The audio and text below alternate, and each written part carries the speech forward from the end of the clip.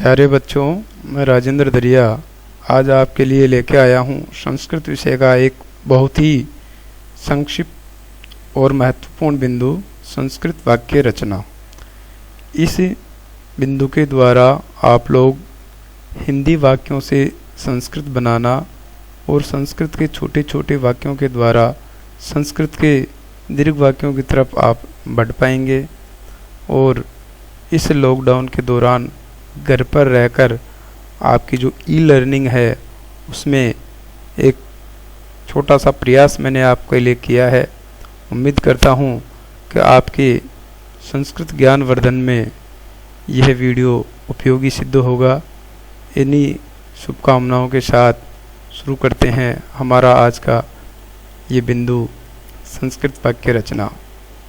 इस छोटे से पीपीटी पावर पॉइंट प्रेजेंटेशन के माध्यम से मैं आपको संस्कृत वाक्य रचना के एक बहुत ही संक्षिप्त सरल सहज भाव से समझाने का प्रयास करूंगा।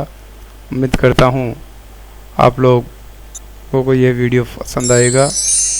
तो संस्कृत वाक्य रचना के लिए हमें आवश्यक पूर्व ज्ञान जो है वो इस प्रकार हैं। हम सभी संस्कृत पढ़ने वाले 6 से 10 के विद्यार्थी जानते हैं कि आप लोगों को हमारे गुरुजनों के द्वारा जो आपको शब्द रूप, धातु रूप लिखवाए जाते हैं और याद करवाए जाते हैं और बताया जाता है कि संस्कृत में 3 वचन होते हैं। यह हमें समझ लेना चाहिए, एक वचन, द्विवचन और बहुवचन। संस्कृत में पुरुष भी 3 होते हैं, प्रथम पुरुष, मध्यम पुरुष और उत्तम पुरुष। ये संस्कृत में पुरुष की पहचान कैसे करेंगे, इसके लिए मैं उत्तम, तुम मध्यम, अन्य को प्रथम जान। मैं उत्तम अर्थात मैं में मैं, हम दो और हम सब, ये एक वचन, द्विवचन और बहुवचन, तीनों वचनों में अस्मत् शब्द के रूप बनेंगे। तुम मध्यम पुरुष के लिए तुम एक, तुम दो, तुम सब, ये एक वचन, द्विवचन और बहुवचन के रूप बनेंगे। इसके अलावा मैं और तुम को छोड़कर सभी प्रकार के संज्ञा और सर्वनाम जो भी शब्द रूप हैं वो सभी प्रथम पुरुष के लिए उस पर रूप चलेंगे और उन्हीं के आधार पर हम पुरुष की पहचान करते हुए किस प्रकार से उनके साथ में क्रियाओं का प्रयोग करेंगे, इसका हम अगली स्लाइड के माध्यम से देखते हैं। तो ये हमारी अगली स्लाइड इस प्रकार है। इस स्लाइड में आप देख पा रहे हैं प्रथम पुरुष। प्रथम पुरुष में जो है हमारे संज्ञा और सर्वनाम के विभिन्न शब्द रूप आते हैं जो कि तीनों वचनों में चलते हैं। वह चाहे हमारा बालक शब्द है तो बालक है, बालकौ, बालकः, एक वचन में बालक है, एक बालक, द्विवचन में बालकौ, 2 बालक और बहुवचन में बालकः, बहुत से बालक। यहाँ पर बालक शब्द माने एक उदाहरण स्वरूप लिया है। यहाँ आप छात्र शब्द भी रख सकते हैं, छात्र, छात्रौ, छात्रः। बालिका शब्द रख सकते हैं, बालिका, बालिके, बालिकाः। और अन्य किसी दूसरे छात्र का नाम, संज्ञा और सर्वनाम, अर्थात सभी प्रकार के शब्द ये प्रथम पुरुष में चलेंगे और तीनों वचनों में इनके रूप चलेंगे। इसके बाद जो दूसरा बिंदु है वो मध्यम पुरुष। मध्यम पुरुष के लिए संस्कृत में मात्र और मात्र एक शब्द है, युष्मत् शब्द। युष्मत् शब्द के रूप जो हैं वो मध्यम पुरुष के लिए होंगे, वो भी ये हमारे तीनों वचनों में चलेंगे, एक वचन, द्विवचन, बहुवचन। इनके रूप निम्नानुसार होंगे, त्वम, एक वचन में, युवाम द्विवचन में, यूयम बहुवचन में। त्वम का अर्थ होगा तुम एक, युवाम का तुम दो और यूयम का तुम सब। इसी तरह उत्तम पुरुष के लिए जब हम देखते हैं, संस्कृत का जो तीसरा पुरुष है उत्तम पुरुष, उत्तम पुरुष में एकमात्र शब्द है अस्मत् शब्द है। तो जिसके रूप निम्नानुसार तीनों वचनों में, एक वचन, द्विवचन, बहुवचन में इस प्रकार बनेंगे। अहम एक वचन में, आवाम द्विवचन में और वयम बहुवचन में। अहम का अर्थ होगा मैं, आवाम का अर्थ होगा हम दो, वयम का अर्थ होगा हम सब। इस प्रकार हम देखते हैं संस्कृत में युष्मत् और अस्मत् शब्द दोनों ही शब्द बहुत महत्वपूर्ण हैं, क्योंकि अकेला युष्मत् शब्द मध्यम पुरुष के लिए काम आता है और अस्मत् शब्द उत्तम पुरुष के लिए काम आता है। बाकी सभी संज्ञा और सर्वनाम शब्द प्रथम पुरुष के लिए काम आते हैं। अब दूसरी बात हमें यह भी समझ लेनी चाहिए कि हमारा जो भी मैं, चाहे वो कर्ता प्रथम पुरुष का हो, मध्यम पुरुष का हो या उत्तम पुरुष का हो, जो कर्ता में होती है वो प्रथमा विभक्ति होती है। और जो मैं रूप आपके सामने यहाँ लिख रहा हूँ, बालकः बालकौ बालकः इति प्रथमा, त्वं युवाम यूयम इति प्रथमा, अहम आवाम वयम इति प्रथमा। अर्थात सभी कर्ता कारक जो होगा वो प्रथमा विभक्ति से होगा। अब हम इस कर्ता के साथ में क्रिया के रूप किस प्रकार से जोड़ेंगे, कौन सी क्रिया के रूप कौन से कर्ता के साथ में लगेंगे, इसकी जानकारी के लिए हम अगली पीपीटी देखते हैं, जिसमें हम धातु ज्ञान के बारे में चर्चा करेंगे। संस्कृत में धातु दो प्रकार की होती है, प्रश्मैपदी धातु एवं आत्मनेपदी धातु। प्रश्मैपदी धातु और आत्मनेपदी धातु में जो प्रश्मैपदी धातु है वो सामान्य संस्कृत में अधिकतर प्रयोग की जाती है, और कर्मवाच्य के दौरान जो है हम आत्मनेपदी धातु का प्रयोग देखने को मिलता है। इसलिए सबसे पहले हम प्रश्मैपदी धातु के ऊपर ही अपने वीडियो को आगे बढ़ाते हैं। प्रश्मैपदी धातुओं में अधिकतर सामान्य संस्कृत में जो है मुख्य रूप से सभी बच्चों को 6 से 10 तक के बालक बालिकाओं को 5 लकारों का अध्ययन करवाया जाता है। लट लकार जिसका अर्थ होता है वर्तमान काल, दूसरा है लिट लकार जिसका अर्थ होता है भविष्यत काल, तीसरा है लंग लकार अर्थात भूतकाल, चौथा है लोट लकार अर्थात जिसका अर्थ है आज्ञार्थक काल, और पांचवा है विधिलिंग लकार जिसको आश्रयलिंग के नाम से जानते हैं। इन 5 लकारों का अच्छे से हमें बार बार अभ्यास के द्वारा इनका क्रियापदों को याद कर लेना चाहिए, जो निम्नानुसार है। जो लट लकार के बारे में हम एक धातु के रूप उदाहरण स्वरूप प्रस्तुत कर रहे हैं, पट धातु। धातु क्रिया होती है और पट का अर्थ होता है पढ़ना। तो धातु रूप भी हमारे 3 वचनों में चलेंगे, एक वचनम, द्विवचनम और बहुवचनम। अब इन वचनों के साथ में धातुओं के जो है पुरुष भी निर्धारित हैं, अर्थात जैसे ही हम धातु को लिखते हैं उसको याद करते हैं तो उसी के साथ में हमें पुरुष भी याद करना चाहिए।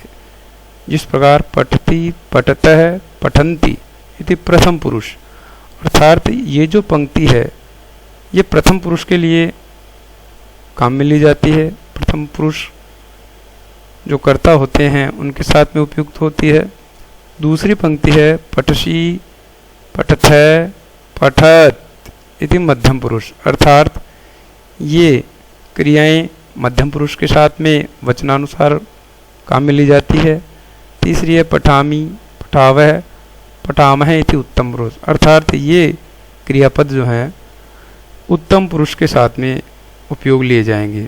अब इनका उपयोग किस प्रकार करेंगे ये देखिए, हमारी संक्षिप्त पुरुष और वचन के अनुसार जो पीपीटी बनाई है उस उदाहरणों में देख पाएंगे आप कि हम किस प्रकार से प्रथम पुरुष के साथ में क्रिया का योग करेंगे, कौन सी क्रिया जुड़ेगी, मध्यम पुरुष के साथ में कौन सी क्रिया जुड़ेगी और उत्तम पुरुष के कर्ता के साथ में क्रिया के कौन से पद रखेंगे, ये जो हैं इस हमारी स्लाइड में प्रस्तुत हैं। आप देख पा रहे हैं पुरुष और वचन के अनुसार कर्ता को, पुरुष और वचन के अनुसार कर्ता को क्रिया से जोड़ना। पुरुष और वचन के अनुसार कर्ता को हम उसी प्रकार जोड़ेंगे जैसा कि हमने पूर्व में देखा है। हमारा कर्ता और क्रिया दोनों ही हैं जो तीनों वचनों में चलते हैं। तो यहाँ हम पहले लेते हैं प्रथम पुरुष। प्रथम पुरुष का कर्ता क्या होगा हमारा? प्रथम पुरुष में अभी बताया आपको, बालकः बालकौ बालकः इति प्रथमा। तो ये हमने उदाहरण लिया था, बालकः बालकौ बालका, प्रथम पुरुष के एक बालक, दो बालक और बहुत से बालक। इस प्रकार ये तीनों वचनों में प्रथम पुरुष का एक उदाहरण लिया है। तो ये इसी प्रकार जो है मध्यम पुरुष के लिए भी, मध्यम पुरुष में त्वम, युवाम, यूयम। त्वम एक वचन के लिए, युवाम द्विवचन के लिए और यूयम बहुवचन के लिए। ये मध्यम पुरुष के कर्ता हैं। अहम, आवाम, वयम ये उत्तम पुरुष का कर्ता है। अब इन जो एक वचन, द्विवचन और बहुवचन के जो कर्ता हैं, इनके साथ में हमें कौन से कर्ता के साथ में कौन सी क्रिया लगानी है, ये सबसे महत्वपूर्ण बिंदु है। तो बच्चों यहाँ जो है महत्वपूर्ण बिंदु यही है कि सबसे पहले जो हमारा कर्ता है वो अगर यहाँ प्रथम पुरुष का है, ध्यान दीजिए, अगर हमारा कर्ता प्रथम पुरुष का है और ये एक वचन का है तो उसके साथ में हम क्रिया भी एक वचन की लगाएंगे। और अगर हमारा कर्ता प्रथम पुरुष का है और वो द्विवचन में है तो क्रिया भी हम उसके साथ में द्विवचन की ही लगाएंगे। इसी प्रकार कर्ता अगर बहुवचन में है, जैसे बालकः, तो उसके साथ में क्रिया भी हम बहुवचन के लगाएंगे, बालकः पठन्ति। इसी तरह युष्मत् शब्द का जो त्वम, युवाम, यूयम रूप है, जिनका मध्यम पुरुष होता है, उनके साथ में भी हम एक वचन कर्ता त्वम के साथ में एक वचन की क्रिया पट से लगाएंगे। द्विवचन कर्ता युवाम के साथ में मध्यम पुरुष की ही द्विवचन की क्रिया पठथय लगाएंगे और बहुवचन यूयम के साथ में मध्यम पुरुष के बहुवचन की क्रिया पठथय लगाएंगे। इसी तरह हम उत्तम पुरुष के रूप भी बनाएंगे। उत्तम पुरुष का एक वचन अहम के साथ में हम पठामे लगाएंगे, आवाम के साथ में पठावह लगाएंगे और वयम के साथ में पठामह लगाएंगे। तो इस प्रकार से जो सबसे महत्वपूर्ण बिंदु है संस्कृत वाक्य रचना का वो यही बिंदु है कि हमें उस पुरुष के अनुसार उस पुरुष का जो वचन है उसी पुरुष की क्रियापद को जोड़ना है। अगर कर्ता हमारा प्रथम पुरुष का है तो क्रिया भी हमें प्रथम पुरुष से ही उसके वचन के अनुसार जोड़नी है। कर्ता हमारा मध्यम पुरुष का है तो क्रिया भी हमें उसी पुरुष की उसी वचन के अनुसार जोड़नी है। और कर्ता हमारा अगर उत्तम पुरुष का है तो क्रिया भी हमें उत्तम पुरुष की ही जोड़नी है। ध्यान रखना है कि वो उसके वचन के अनुसार ही हो। अगला कुछ अभ्यास कार्य हम लट लकार के द्वारा आपको बताया जा रहा है कि अगर वो लट लकार में हम किस प्रकार से वाक्य बनाएंगे। हिंदी में जैसे कुछ दी हुई हैं आपके सामने, बालक पढ़ता है, तो यहाँ पढ़ने वाला जो बालक है वो एक वचन है और उसका प्रथम पुरुष है, क्योंकि वह मैं और तुम में नहीं है, संज्ञा पद है। बालक है एक वचन। पठती अभी हमने देखा था, पठती, पठता, पठन्ति, पठती, पठत और पठन्ति, ये प्रथम पुरुष क्रिया का एक वचन, द्विवचन और बहुवचन है। इसी प्रकार पठसी, पठथै, पठत ये मध्यम पुरुष के तीनों वचन हैं। पठामी, पठावह, पठामह ये उत्तम पुरुष के तीनों वचन हैं। अब आपको करना क्या है कि जिस प्रकार से बालकः पठती प्रथम पुरुष का एक वचन कर्ता लगाया, पठती एक वचन की क्रिया लगाई, बालकौ द्विवचन का कर्ता, पठतः द्विवचन की क्रिया, और बालकः पठन्ति इसमें बहुवचन कर्ता के साथ में बहुवचन की क्रिया लगाई। इसी प्रकार मध्यम पुरुष में मध्यम पुरुष एक वचन के साथ एक वचन मध्यम पुरुष की क्रिया, मध्यम पुरुष द्विवचन के साथ मध्यम पुरुष द्विवचन की क्रिया, और मध्यम पुरुष बहुवचन के साथ मध्यम पुरुष बहुवचन की क्रिया जोड़ेंगे। और इसी तरह मैं पढ़ता हूँ में अहम उत्तम पुरुष का एक वचन तो क्रिया भी उत्तम पुरुष की एक वचन, आवाम उत्तम पुरुष का द्विवचन तो क्रिया भी उत्तम पुरुष की द्विवचन की लगाएंगे, वयम उत्तम पुरुष का बहुवचन है तो क्रिया भी उत्तम पुरुष के बहुवचन के ही लगाएंगे। और इस प्रकार हमारा बहुत ही सही तरीके से, मतलब बिना व्याकरण की गलतियों के त्रुटि रहित वाक्य निर्माण हम सीख पाएंगे। इसी तरह हम अगली स्लाइड में भी देख सकते हैं कि ये लिट लकार में देखिए बालक है, पढ़ेगा, दो बालक पढ़ेंगे या सब बालक पढ़ेंगे। यहाँ पर हमारा जो क्रियापद थे लट लकार के स्थान पर अब लिट लकार हो गया है। लिट लकार में धातु का रूप जो है पठिष्यति, पठिष्यतः, पठिष्यन्ति इति प्रथम पुरुष, पठिष्यसि, पठिष्यतः, पठिष्यत इति मध्यम पुरुष, पठिष्यामि, पठिष्यावः, पठिष्यामः इति उत्तम पुरुष। तो धातु के रूप जब हम याद करते हैं तो वो तीनों पुरुषों में एक वचन, इसको एक वचन और ये द्विवचन और ये बहुवचन, इस प्रकार तीनों वचनों में और तीनों पुरुषों में हम जो है धातु के रूप याद करते हैं। तो वही हमारे उदाहरण स्वरूप जो मैं आपको बालक शब्द लेके चल रहा हूँ प्रथम पुरुष में, तो प्रथम पुरुष के कर्ता एक वचन द्विवचन बहुवचन को क्रिया के एक वचन द्विवचन बहुवचन के साथ जोड़ते जाएंगे और वाक्य बनाते जाएंगे। तो इस प्रकार बालकः पठिष्यति द्विवचन में बालकौ पठिष्यतः और बहुवचन में बालका पठिष्यन्ति।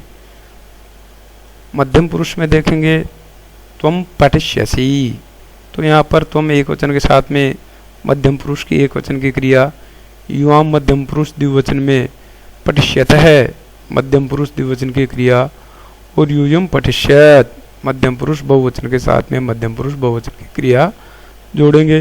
इसी तरह उत्तम पुरुष अहम एक वचन है तो क्रिया भी पठिष्यामि उत्तम पुरुष की एक वचन, आवाम उत्तम पुरुष द्विवचन के साथ क्रिया भी उत्तम पुरुष द्विवचन पठिष्यावः, और वयम पठिष्यामः कर्ता उत्तम पुरुष बहुवचन तो क्रिया भी उत्तम पुरुष बहुवचन का योग करेंगे। और इस प्रकार हमारा वाक्य निर्माण आगे बढ़ता रहेगा। तो अगली स्लाइड में हम और उदाहरणों के माध्यम से लोट लकार के बारे में उदाहरण देखेंगे। तो अब आप इस निष्कर्ष पर पहुंच सकते हैं कि हमारा कर्ता जो है बालकः, बालकौ, बालकः ये प्रथमा विभक्ति के रूप हैं। दूसरे शब्द भी आप उदाहरण स्वरूप जो लेंगे वो प्रथमा विभक्ति का ही कर्ता कारक होगा। ये प्रथम पुरुष के उदाहरण मैं आपके सामने रख रहा हूँ। दूसरा है त्वम, युवाम, यूयम, ये जो है मध्यम पुरुष के लिए निश्चित है। अहम, आवाम, वयम ये उत्तम पुरुष के लिए निश्चित है। अर्थात त्वम, युवाम, यूयम ये हमेशा मध्यम पुरुष के कर्ता तो यही रहेंगे। अहम, आवाम, वयम ये जो है उत्तम पुरुष के कर्ता हमेशा यही रहेंगे। लेकिन प्रथम पुरुष में बालकः की जगह बालिका हो सकती है, रामः हो सकता है, और दूसरे भी आकारांत, इकारांत, उकारांत शब्द हो सकते हैं, सर्वनाम शब्द होते हैं, सपठती हो सकता है, सापठती हो सकता है। फर्क इतना ही है कि हमें सिर्फ जो है ध्यान रखने वाली बात यह है कि हमारा कर्ता जिस पुरुष का है, क्रिया भी हमें उसी पुरुष की, उसी वचन की, एक वचन के साथ एक वचन, द्विवचन के साथ द्विवचन और बहुवचन के साथ बहुवचन उपयोग में लेनी है। और इस प्रकार बालक पठतु एक वचन में, बालको पठताम द्विवचन में, और बालका पठन्तु ये बहुवचन में रूप बनेंगे। ये प्रथम पुरुष के उदाहरण थे। मध्यम पुरुष में त्वम एक वचन है तो पठ भी एक वचन, युवाम पठतम द्विवचन, यूयम पठत बहुवचन रूप बनेंगे। अहम पठानी मैं पढ़ूं, आवाम पढ़ावा हम दो पढ़े, वयम पढ़ावें हम सब पढ़ें। ये आज्ञार्थक काल में उदाहरण थे। तो इसी तरह हम लंग लकार में और विधिलिंग लकार में, लंग लकार में भी हमारे संस्कृत वाक्य रचना कर सकते हैं। तो संक्षिप्त सार स्वरूप में आपसे यही कहना चाहूँगा कि हमें वाक्य रचना करते समय संस्कृत के जो शब्द रूप हैं उनका हमें सबसे पहले पुरुष निर्धारण करना चाहिए कि वो कौन से पुरुष का है, प्रथम पुरुष का है, मध्यम पुरुष का है या उत्तम पुरुष का। और जिस पुरुष का है, पुरुष में भी वो कौन से वचन का है, एक वचन का है, द्विवचन का है या बहुवचन का है। तो एक वचन का है तो उसके साथ में एक वचन की क्रिया लगाएंगे, बहुवचन का है तो बहुवचन के लगाएंगे, द्विवचन का है तो द्विवचन के लगाएंगे। और अहम, आवाम, वयम ये नित्य उत्तम पुरुष में ही रहेंगे, यही करता रहेंगे। और मध्यम पुरुष में त्वम, युवाम, यूयम ये भी निश्चित रहेंगे। और इसके अलावा सभी संज्ञा सर्वनाम शब्द जो हैं वो प्रथम पुरुष में रहेंगे। मैं आशा करता हूँ आप सभी लोगों को ये मेरा वीडियो पसंद आएगा, आपके लिए कुछ मददगार सिद्ध होगा। इसी के साथ जय तु भारतम, जय तु संस्कृतम।